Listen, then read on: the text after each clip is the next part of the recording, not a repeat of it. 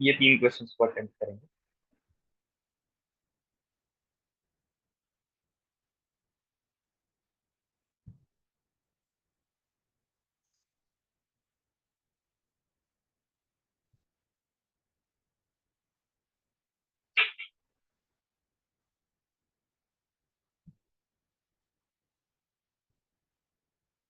Once you get the answer आप उसको text कर सकते हो मेरे को व्हाट्सएप पे, ठीक है, and I let you know whether that's correct और नॉट।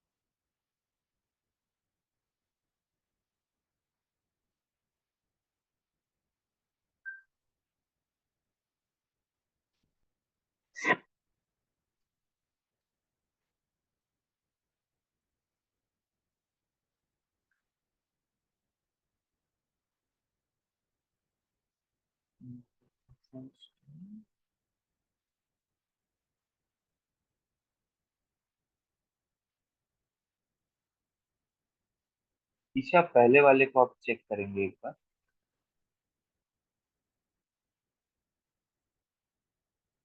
लास्ट वाले का आपका जवाब सही है।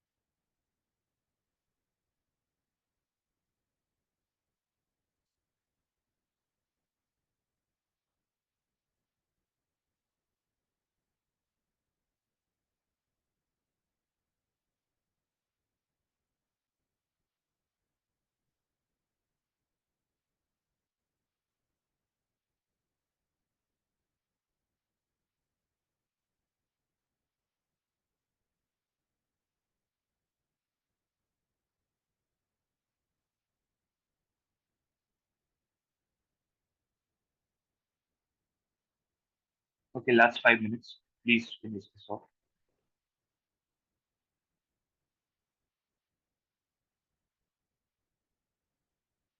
सही है हर्ष, आपका पहला का जवाब। ईशा, आपको अपना पहला वाला चेक करना पड़ेगा।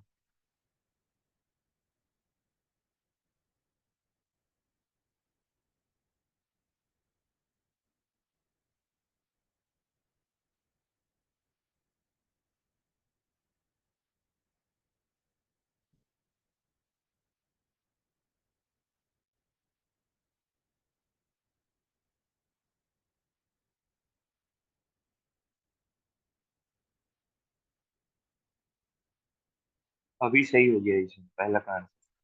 आपका पहला और तीसरा ठीक है। सेकंड वाला एक बार आप थॉट दो, फिर हम डिस्कस करेंगे।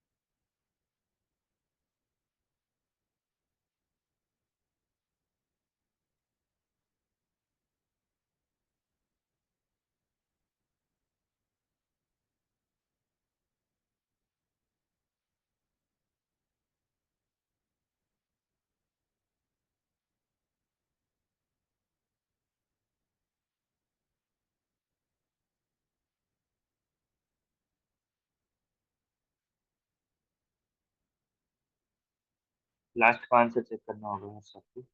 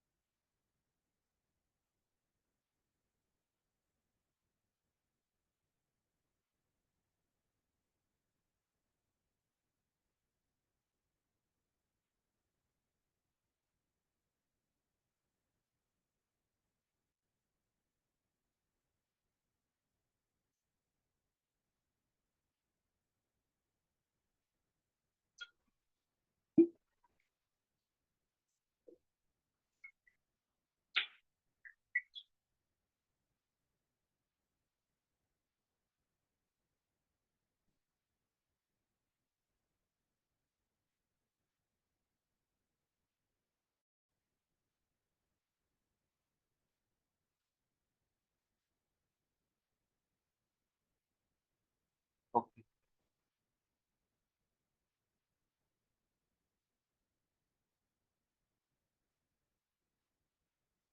वैसे पहला क्वेश्चन आप दोनों ने ठीक किया है, लेकिन एक तरीके से थोड़ा सा इसको शॉर्ट करके कैलकुलेशन करने का समझते हैं। इसको अगेन मैं दो सिस्टम्स में ब्रेक कर सकता हूँ, एक कंप्लीट स्फीयर और एक उसका पार्ट।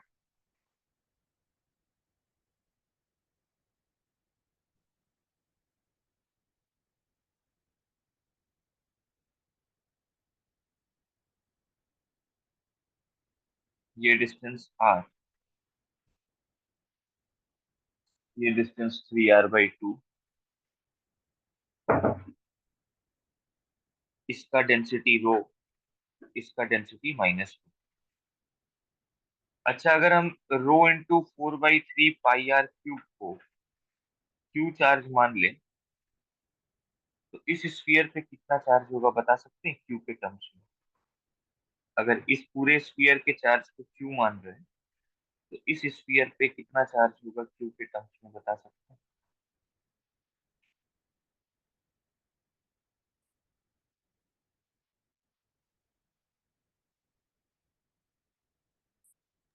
-27/8 क्यू। नहीं। Q/2 sir. नहीं, रेडियस अगर आधा हुआ है तो वॉल्यूम आधा होगा कि 1/8 हो जाएगा? 1/8 हो जाएगा।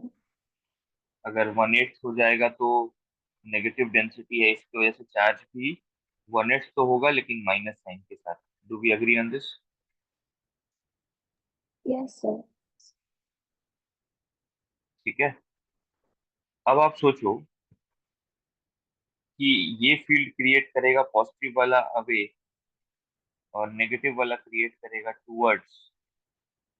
अब पॉजिटिव वाले की वजह से वो सरफेस का पॉइंट है, तो KQ/r²।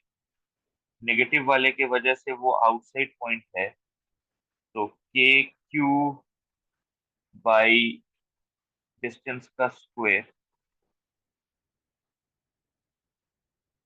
के क्यू बाई 18r स्क्वायर। हमको क्लियरली दिख रहा है कि E1 is greater than E2, तो E1 डोमिनेट करेगा, तो field at B is E1 minus E2।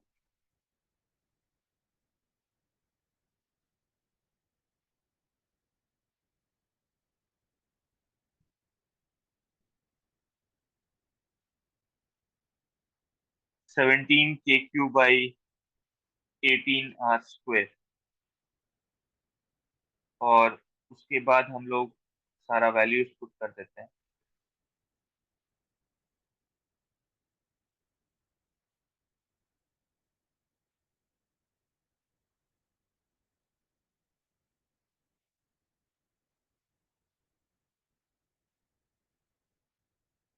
और यहाँ से आपको मिल जाएगा,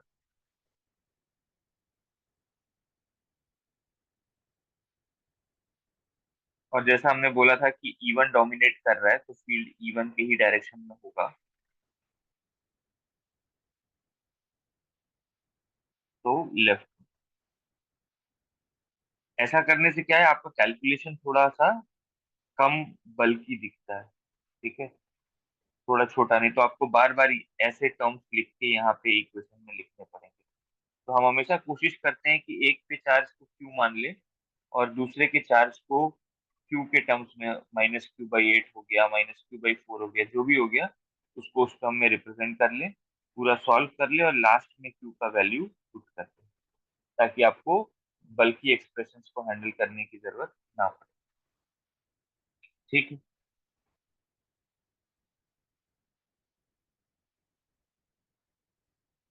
इसके बारे में समझते हैं, ध्यान दीजिएगा। अगर मैं एक इलेक्ट्रॉन को इक्विलिब्रियम में स्टैब्लिश कर दिया, तो दूसरा इलेक्ट्रॉन ऑटोमेटिकली इक्विलिब्रियम में आ जाएगा। इस बात से अग्री करते हैं? Yes sir. क्योंकि दोनों में सिमेट्री है, दोनों एक जैसे लोकेशंस पे हैं, तो अगर एक रेस्ट पे आ गया, तो दूसरा भी ऑटोमेटिकली रेस्ट पे आ जाएगा। मैं अगर उस चीज को ड्रॉ कर लूं,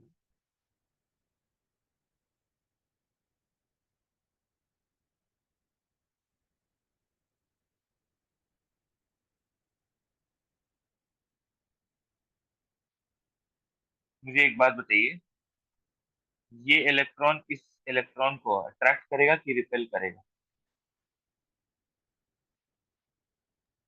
रिपेल करेगा। रिपेल करेगा, लाइक चार्जेस है, रिपेल करेगा, तो force due to another electron.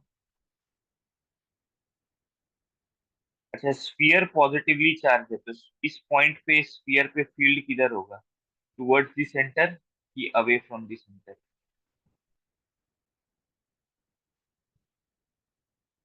Positive sphere का field towards the centre. Positive है, ध्यान रखना इस बात का। सर पॉजिटिव है बट स्टिल इलेक्ट्रॉन तो नेगेटिव है, तो टुवर्ड्स द सेंटर ही होगा ना। नहीं, मैं अभी सिर्फ फील्ड पूछ रहा हूँ, फोर्स नहीं पूछ रहा हूँ। अच्छा, फील्ड तो किधर फिर होगा? Away from the centre. Field होगा अवे। और अब जो आप बोल रहे हो, इलेक्ट्रॉन नेगेटिव है, तो उस फील्ड की वजह से जो इसको फोर्स मिलेगा वो होगा टुवर्ड्स द सेंटर। अगर ये दोनों फोर्स एक दूसरे को कैंसिल कर दिया, तो इसका नेट फोर्स हो जाएगा 0, और फिर ये इक्विलिब्रियम में आ जाएगा। Do we agree on this?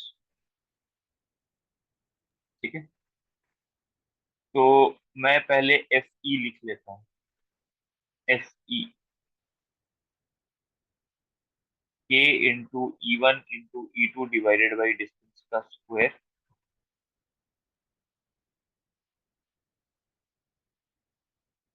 ke² by 4d²।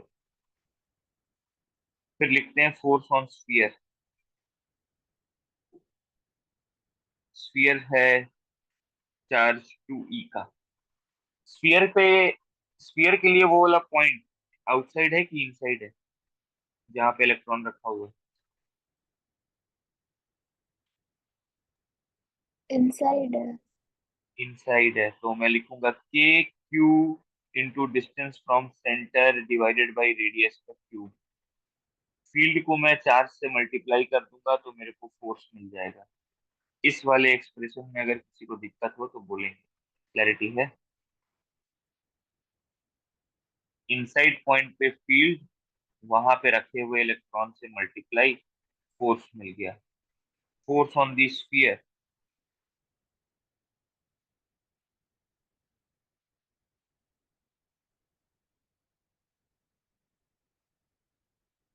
And now for equilibrium.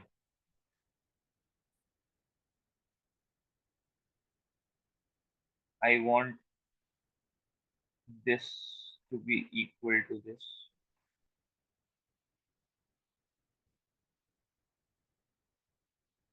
If I rearrange,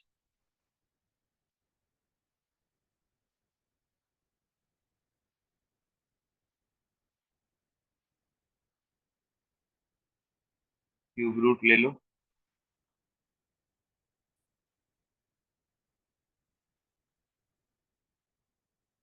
this is the value of D. कौन से ऑप्शन से मैच करेगा?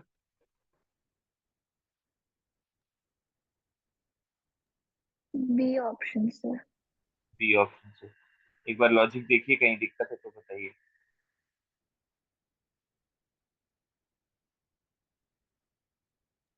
नो नहीं, सर।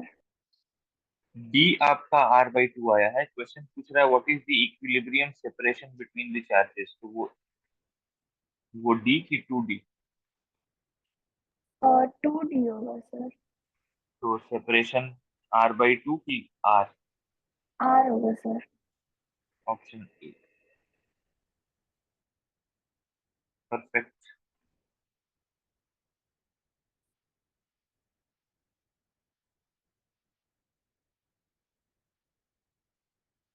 ये एक अच्छा क्वेश्चन है और इसको समझते हैं थोड़ा लॉजिक।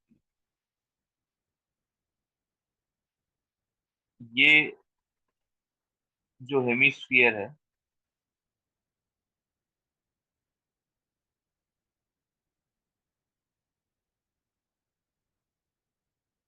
तो सेंटर पे तो इसका फील्ड नीचे होगा, इसमें कोई डाउट नहीं है, क्योंकि हम इसको रिंग से बना हुआ मान सकते हैं at an angle of theta. Let there be a d theta, तो यहाँ एक रिंग होगा।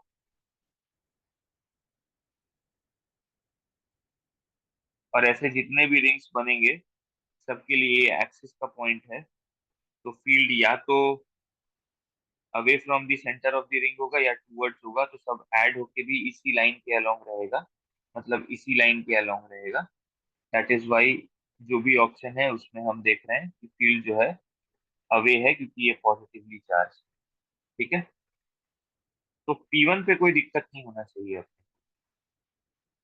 जहां तक P2 की बात है, तो P2 के लिए हम क्या करते हैं,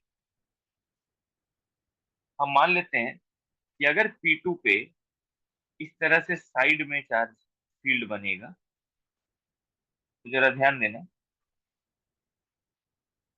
अगर मैं नीचे से भी एक हेमिस्फीयर डाल दूं, तो अगर ऊपर वाले की वजह से इधर बना है तो नीचे वाले की वजह से इधर बनेगा।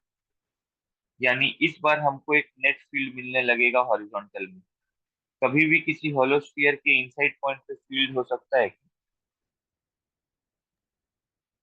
किसी भी हेमिस्फीयर के इनसाइड पॉइंट पे नेट फील्ड आ सकता है? ये सब नो सर। नहीं। तो अगर ऊपर वाला स्फीयर इधर लगा रहा है तो सिमेट्री से नीचे वाला स्फीयर इधर लगाएगा, दोनों फील्ड लगाएंगे, उनके हॉरिजॉन्टल कंपोनेंट कैंसिल नहीं होंगे, वर्टिकल कैंसिल, हॉरिजॉन्टल में फील्ड आने लगेगा, मतलब ये डायरेक्शन पॉसिबल नहीं। अगर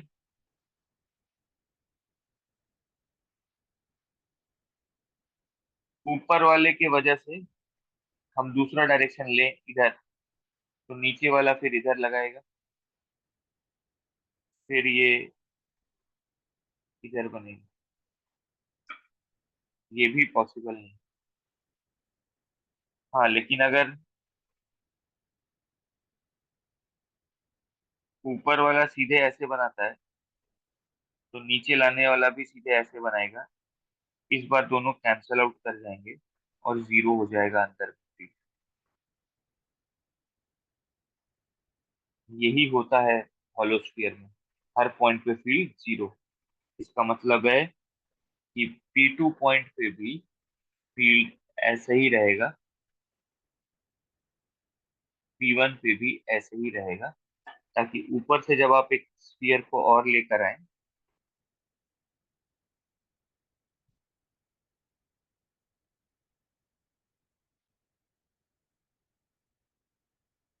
जब ऊपर से आप एक और स्फीयर को लेकर आए, ऐसे लगाएं, तो वो जो फील्ड्स हैं वो एक दूसरे को कैंसिल करते हुए दिखें आपको। ठीक है, कैंसिल करेगा। लॉजिक में कोई दिक्कत?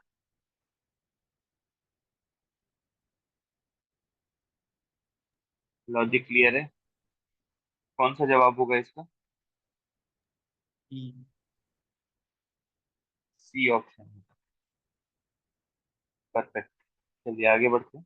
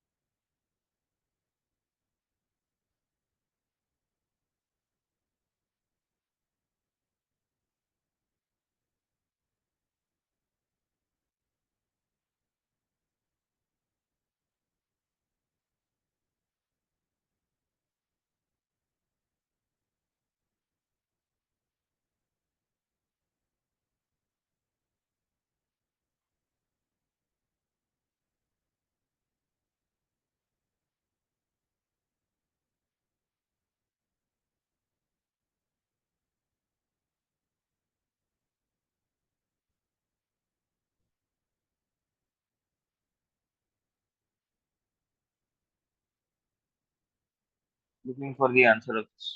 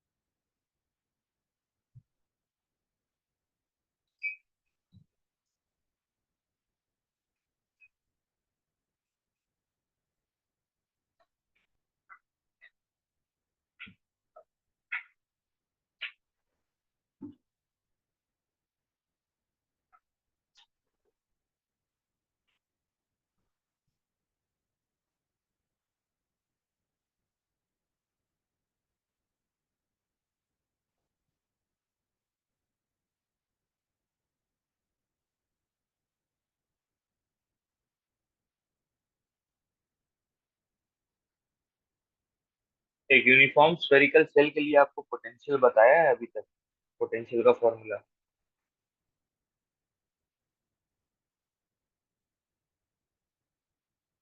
डेरिवेशन तो नहीं किया अभी तक? पोटेंशियल तक पहुंचे हैं कि फील्ड तक पहुंचे?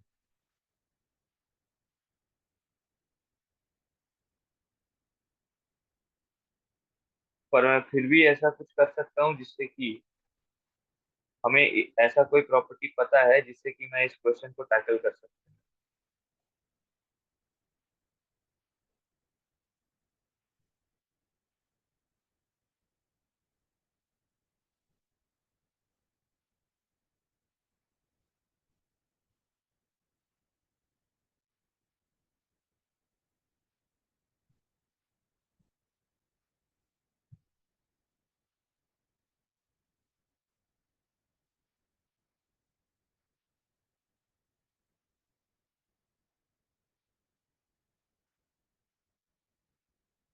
इस यूनिफॉर्म शेल के लिए ये पॉइंट कैसा पॉइंट है, आउटसाइड पॉइंट कि इनसाइड पॉइंट?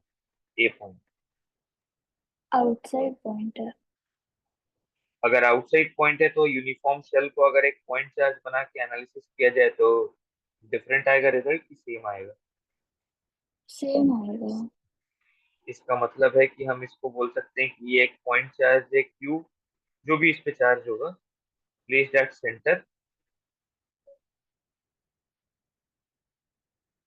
और उसके वजह से ए पॉइंट पे potential which is at a distance of 10 centimetres,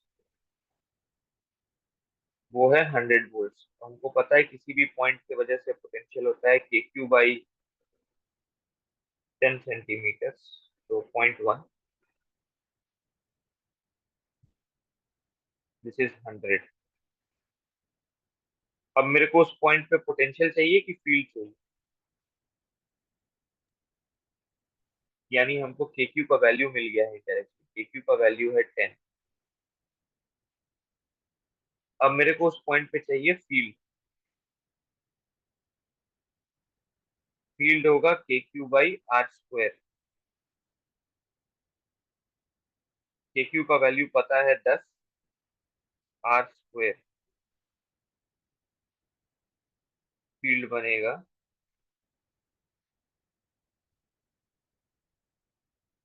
एक बार लॉजिक देखिए तो। मैंने बस इस चीज का यूज किया है कि आउटसाइड पॉइंट के एनालिसिस करते समय आप स्फेरिकल शेल को एक पॉइंट चार्ज में कन्वर्ट करके एनालिसिस कर सकते हैं। लॉजिक में कोई दिक्कत? No sir. ठीक है। अच्छा, एक और करते हैं, then we go to the next theory.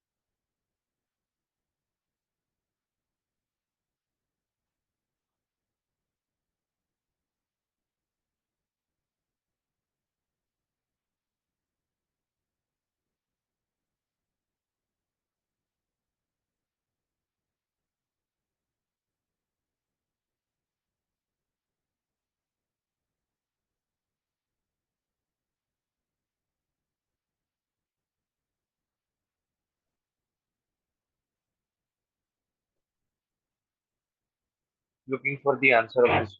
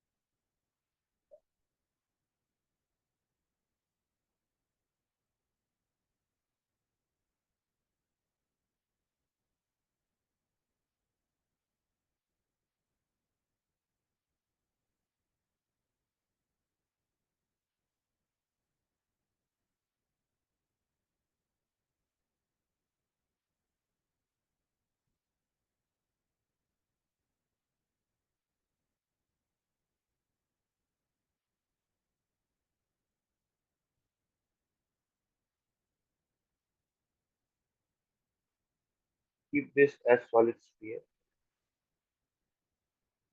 radius q.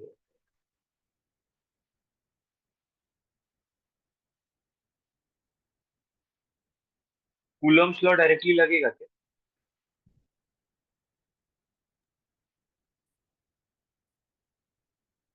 Coulomb's law हम डायरेक्टली लगा सकते हैं इन दोनों पे।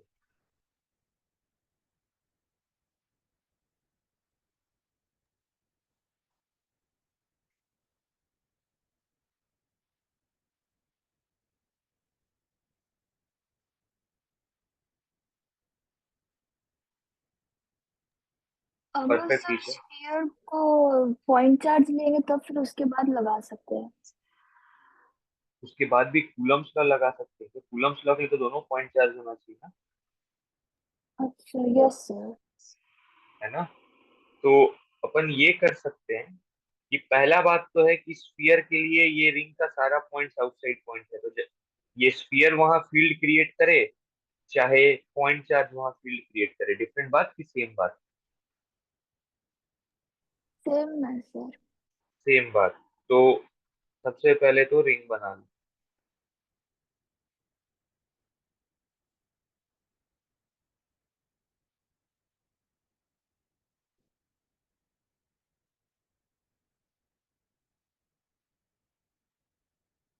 और उसको चार्ज बना के डाल दो पॉइंट चार्ज। तो ये डिस्टेंस है √3, ये रिंग है Q1। अच्छा, रिंग को पॉइंट चार्ज बना के सेंटर पे डालना सही होगा गलत होगा? गलत होगा सर। गलत होगा, रिंग के लिए नहीं कर सकते। अच्छा, लेकिन हमको एक चीज पता है, हमको रिंग के वजह से एक्सिस पे फील्ड लिखना आता है। तो मैं रिंग के वजह से अगर फील्ड याद करूं, तो मेरे को याद आता है कि वो फील्ड ऐसा होता है। तो मैं अगर अभी रिंग के वजह से उस ए पॉइंट पे फील्ड लिखूं,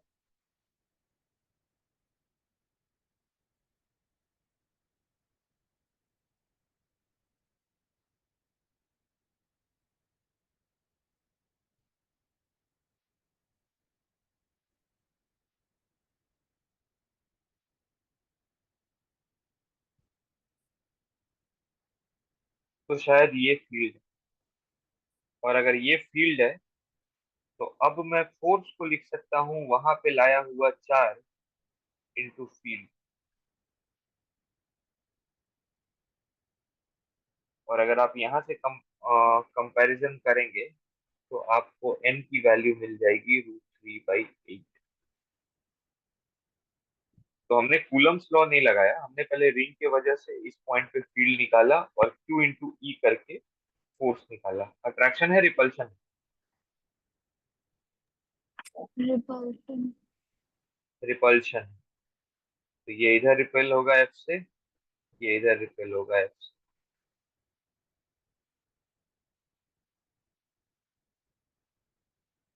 तो दिस इज द बेनिफिट जब मैं बोल रहा हूँ कि सॉलिड स्फीयर या हॉलो स्फीयर को आउटसाइड पॉइंट के एनालिसिस के लिए आप पॉइंट चार्ज बना सकते हैं, आप सिस्टम को थोड़ा सिंपल बना सकते हैं।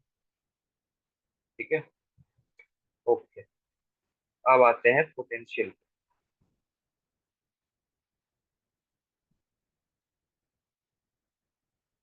Potential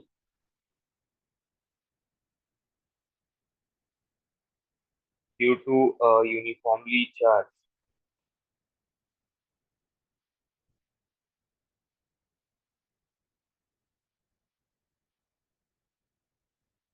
hollow sphere। Potential due to a uniformly charged hollow sphere।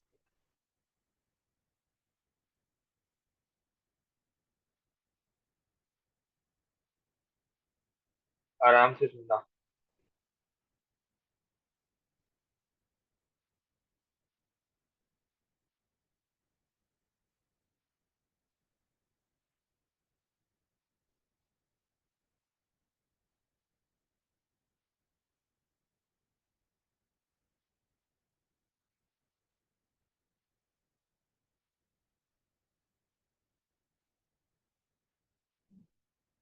Are greater than capital R, इसका मतलब कैसे पॉइंट पे देख रहे हो, आउटसाइड की inside?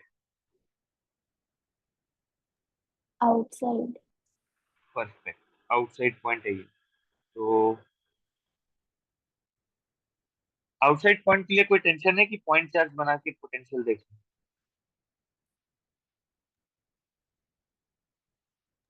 Point outside point, charge बना के देख सकते हैं। पॉइंट चार्ज बना के देख सकते हैं, और एक बार आपने पॉइंट चार्ज बना दिया, उसको सेंटर पे रख दिया, तो उससे आर डिस्टेंस की दूरी पे अगर कोई पॉइंट पी है, तो वहां पे आप बड़े आराम से पोटेंशियल लिख सकते हैं, के क्यू बाई आर। अगर मैं बाहर से अप्रोच करता करता करता सरफेस पे पहुंच जाऊं, तो क्या आप मुझे पोटेंशियल एट दी सरफेस बता सकते हैं? पोटेंशियल एट दी सरफेस, के Q by capital R. K Q by capital are. Perfect, के क्यू बाई कैपिटल आर। तो ये अपना जनरल हो गया जो हमें चाहिए था, और हमने सरफेस पे कैलकुलेट करके रख लिया। अब आते हैं दूसरे केस।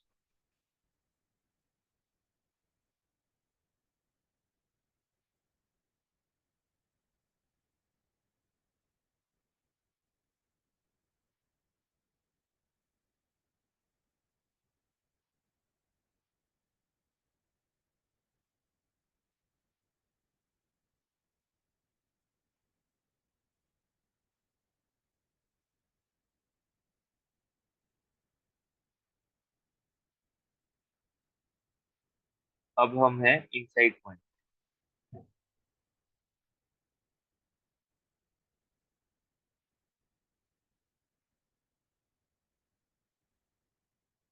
Inside point. अब मुझे बताइए, इसको पॉइंट चार्ज बनाना सही होगा कि गलत होगा हॉलो स्फीयर को?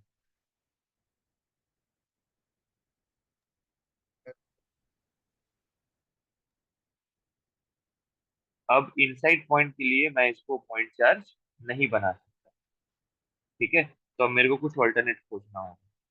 मेरा एक और लॉजिक है, थोड़ा ध्यान से सुनिए।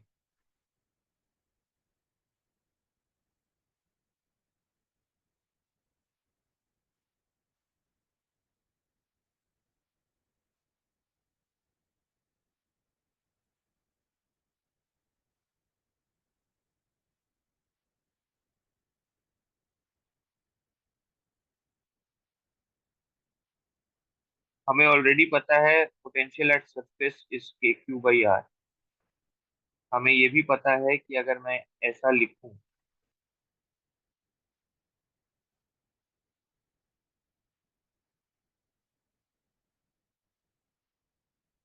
ये स्टेटमेंट लिखा जा सकता है कि from relation between V and, yes sir. ठीक है?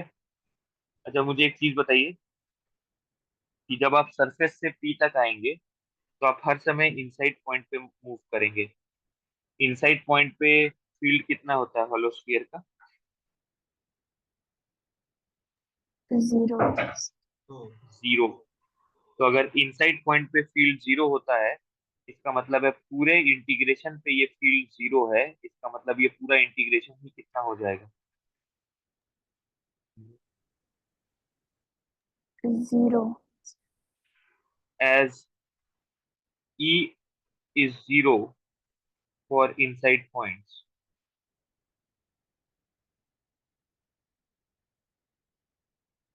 of spherical shell, this entire E dot dl from S to R is zero. Therefore, Vp minus Vs is zero. Therefore, Vp is equal to Vs, which is Kq by R. इसका मतलब है कि मैं यहाँ से कहीं भी किसी भी दूसरे इनसाइड पॉइंट पे चले जाऊं, हर जगह पूरे लाइन पे ई जीरो, तो हर जगह ई डॉट डीएल जीरो, मतलब उस फाइनल पॉइंट का और सरफेस के पॉइंट का पोटेंशियल डिफरेंट होगा कि सेम होगा? सेम होगा। इसका मतलब है हॉलो स्फीयर के अंदर मैं किसी भी पॉइंट पे चला जाऊं, फील्ड डिफरेंट की सेम, सॉरी पोटेंशियल डिफरेंट की same.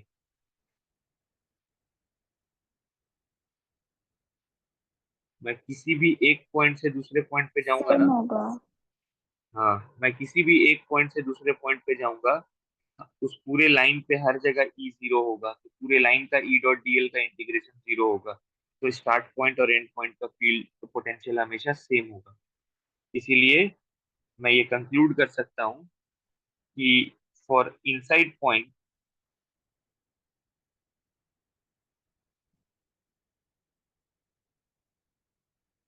v is kq by r and it's a constant,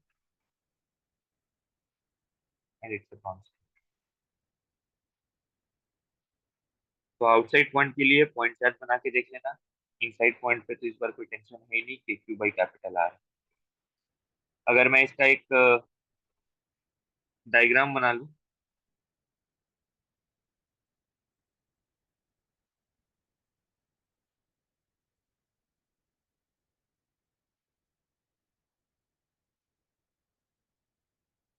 and I'm forming assuming q to be greater than 0,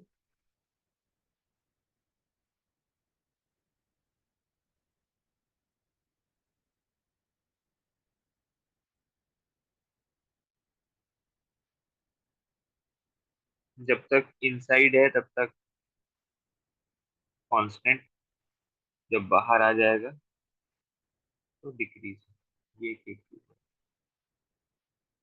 अगर यही चार्ज नेगेटिव होगा तो ये ग्राफ नीचे बनेगा और इस तरह से बनेगा। लॉजिक में कोई दिक्कत है तो बताइए। ठीक है। Yes sir. ठीक है। अच्छा, पोटेंशियल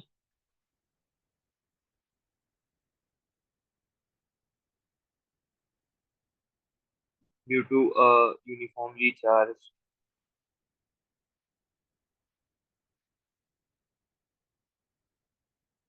सॉलिड स्फीयर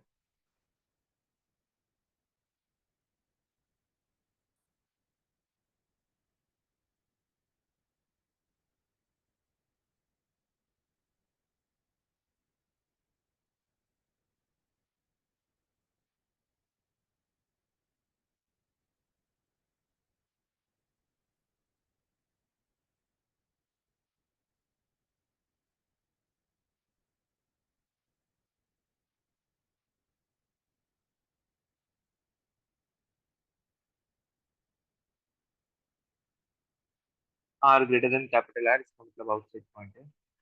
क्या करना चाहिए आउटसाइड पॉइंट पर पोटेंशियल निकालने के लिए? सॉलिड स्फीयर है।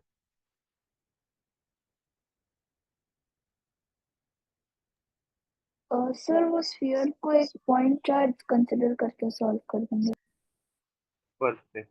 तो आई थिंक तब तो हमारा स्ट्रेट फॉरवर्ड आंसर है के क्यू बाई आर, क्योंकि जैसे ही एक पॉइंट चार्ज बनेगा, यहाँ से इस पॉइंट का डिस्टेंस आर है, किसी भी पॉइंट चार्ज से आर डिस्टेंस पे पोटेंशियल होता है k Q by r. Correct. Surface पे पोटेंशियल बता दीजिए। K Q by capital are.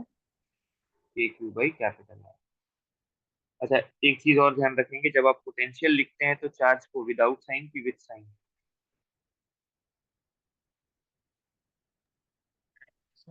जब आप पोटेंशियल या पोटेंशियल एनर्जी लिखते हैं तो चार्ज को विदाउट साइन लिखते हैं कि विद साइन? विद साइन हमेशा। अच्छा, अब आता है दूसरा पार्ट, और ये थोड़ा इंपॉर्टेंट।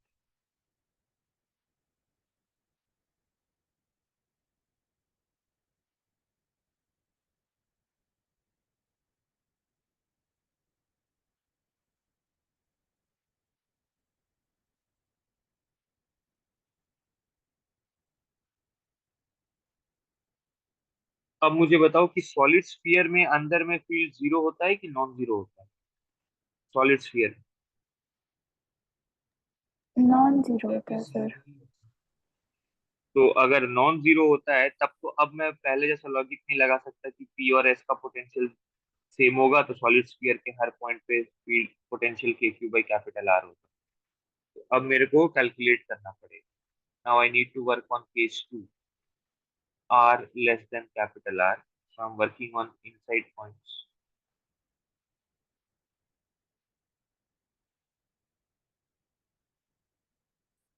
और आपको ये भी पता है कि स्फीयर के अंदर का जो फील्ड होता है वो नॉन यूनिफॉर्म है, मतलब वो कांस्टेंट नहीं है, वो वेरिएबल है। तो अब अपने को थोड़ा सा काम करना पड़ेगा। क्या करना पड़ेगा, ध्यान देना।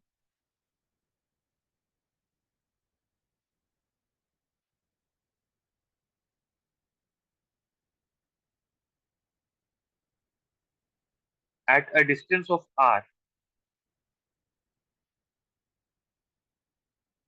Let's say the field is E, और उस फील्ड की वैल्यू मैं लिख लेता हूँ K Q R by R cube, K Q R by R cube. D V, अगर मैं यहाँ पे थोड़ा सा डी आर डिस्टेंस मूव करता हूँ तो डीवी आएगा minus E dot D are. और मेरे को देख के समझ में आ गया है कि ई और डी आर का वैल्यू डायरेक्शन सेम है, तो डीवी को लिख लेते हैं minus E dot D R dot cos zero which is one. D V is minus के Q R by R cube D R. तो डीवी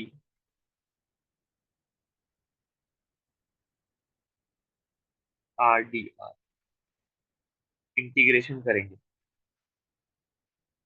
जब आर की वैल्यू कैपिटल आर होगी, जब आर की वैल्यू कैपिटल आर होगी तो हम कौन से पॉइंट पर होंगे? जब आर की वैल्यू कैपिटल आर हो जाएगी तो हम कौन से पॉइंट पे होंगे? एस। एस। तो यहाँ पे लिमिट होना चाहिए पोटेंशियल एट एस। और जब आर की वैल्यू आर होगी तो हम होंगे उसी इनसाइड पॉइंट पे जिसका हमको पोटेंशियल चाहिए, वीपी। डीवी का इंटीग्रेशन हो जाएगा V minus V S minus के Q by E P minus R cube R square by two from R to R, V minus V S.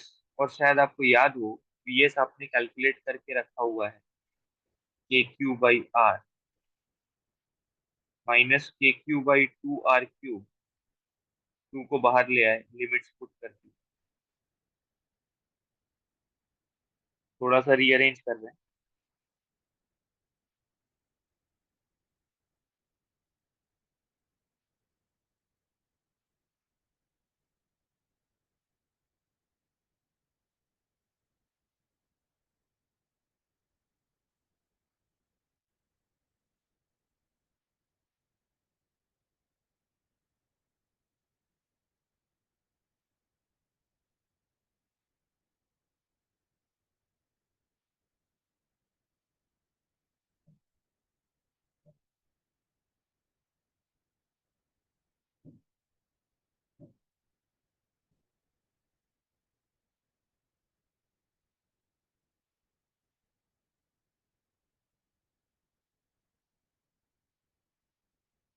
एक बार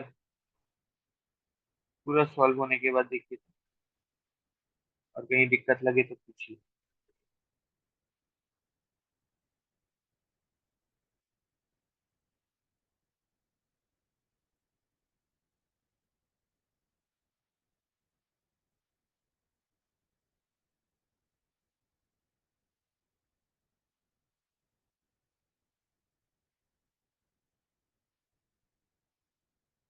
लॉजिक क्लियर है?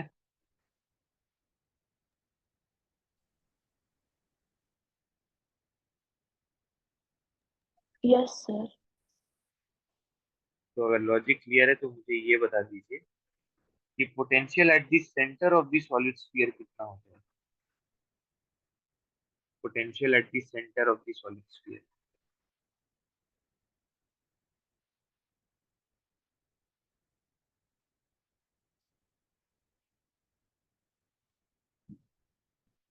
जब आप सेंटर पे आ जाएंगे तो स्मॉल आर की वैल्यू क्या हो जाएगी? जीरो हो जाएगी, तो 3/2 KQ/R। 3/2 KQ/R।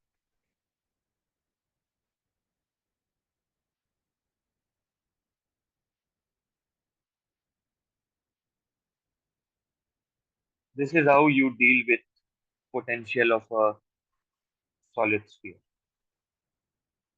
एक क्वेश्चन देखते हैं कि आखिर क्वेश्चन इस पे कैसे बनता है।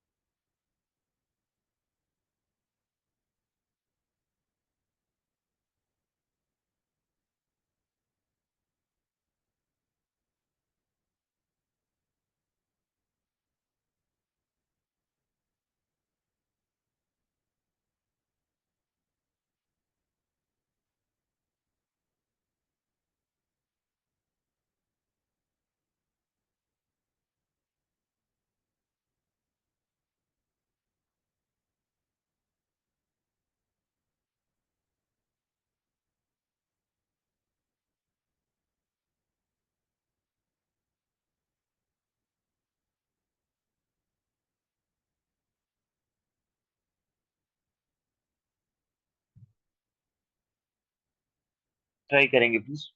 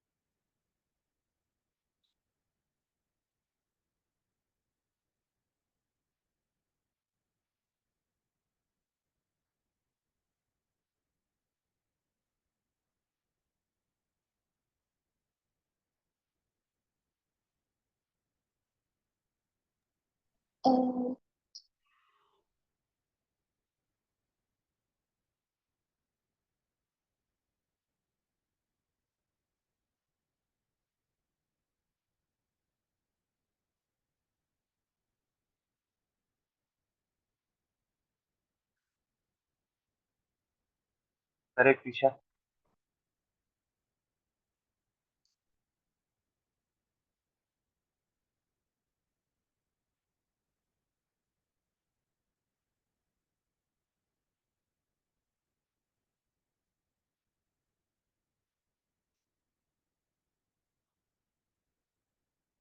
इस पूरे मोशन में जब ये पार्टिकल नेगेटिव चार्ज, क्योंकि ये नेगेटिव चार्ज है और ये पॉजिटिव चार्ज है, तो ये अट्रैक्ट होगा। इस पूरे मोशन में काम कौन करेगा? And I should have told you. और वैसे भी स्फीयर का मास नहीं दिया गया है, तो स्फीयर के मोशन को कंसिडर करेंगे कि उसको फिक्स्ड मानेंगे? फिक्स मानेंगे। फिक्स्ड मानेंगे, ठीक है। इसका मास नहीं दिया गया, इसका मतलब है they are trying to imply that this is massive as compare to this point. Okay. तो इस पूरे मोशन में काम करेगा इलेक्ट्रिक फोर्स। इलेक्ट्रिक फोर्स कैसा फोर्स है? Conservative, non conservative? Electric force conservative. Conservative. अगर कोई कंजर्वेटिव फोर्स काम करता है तो सिस्टम का मैकेनिकल एनर्जी चेंज करता है कि कंजर्व्ड रहता है? कंजर्व्ड रहता है। कंजर्व्ड रहता है। तो मैं सिस्टम का इनिशियल मैकेनिकल एनर्जी लिख रहा हूँ, जीरो काइनेटिक एनर्जी, क्योंकि स्फीयर तो मूव कर ही नहीं रहा था, पार्टिकल भी रेस्ट पे था, plus potential energy of interaction लिखना है उनका। तो स्फीयर की वजह से उस पॉइंट पे potential into charge equal to, जब वो सी पे रीच करेगा तो उसके पास एक काइनेटिक एनर्जी है, और जो इंटरैक्शन एनर्जी होगा वो अब लिखेंगे potential at that point which is the centre of the sphere into charge. ध्यान रखना कि एक्चुअली इन दोनों जगह पर स्फीयर का सेल्फ एनर्जी भी आना चाहिए था, बट हमने वो नहीं लिखा क्योंकि वो फाइनली कैंसिल कर जाए। मैंने ये बात पोटेंशियल एनर्जी में डिटेल में बताई। तो हाफ एम वी स्क्वायर हमारा कुछ इस तरह से सेट होके आता है।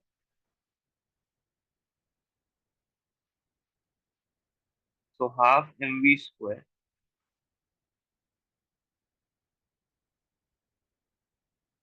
We square,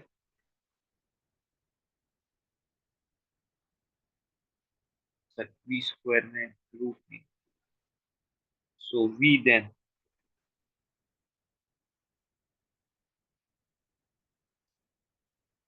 if you compare this, the value of n is how much?